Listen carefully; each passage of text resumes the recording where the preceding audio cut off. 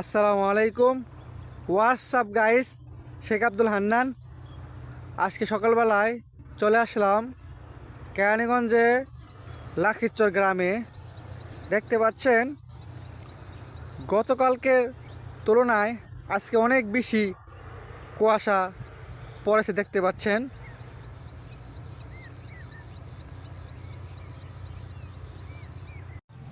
এত বেশি কুয়াশা পড়েছে, দেখতে পাচ্ছেন।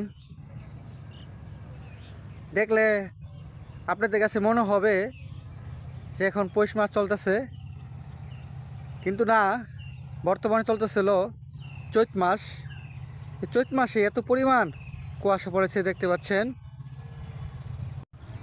কুয়াশা থাকার কারণে তুলসীখালী ব্রিজ স্পষ্টভাবে দেখা যাচ্ছে না, এত পরিমাণ কুয়াশা পড়েছে সকালবেলায়।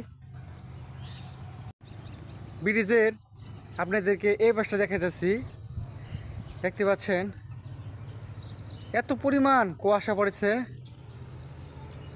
ওই পাশে ওই পারের ডাকের গ্রাম স্পষ্টভাবে দেখা যাচ্ছে না, এত পরিমাণ কুয়াশা সকালবেলা পড়েছে। আর এই ধলুস নদীতে কোথা থেকে যেন এত পরিমাণ কচির পানা নদীর জলে ভেসে এসেছে, দেখতে পাচ্ছেন। এত পরিমাণ কচুরি যে নৌকা বা ভোট চলাচল করতে গেলে অনেক পরিমাণ কষ্ট করতে হয়। এত পরিমাণ কচুরি কোথা থেকে যেন ভেসে এসেছে এই ধলেশ্বর নদীতে।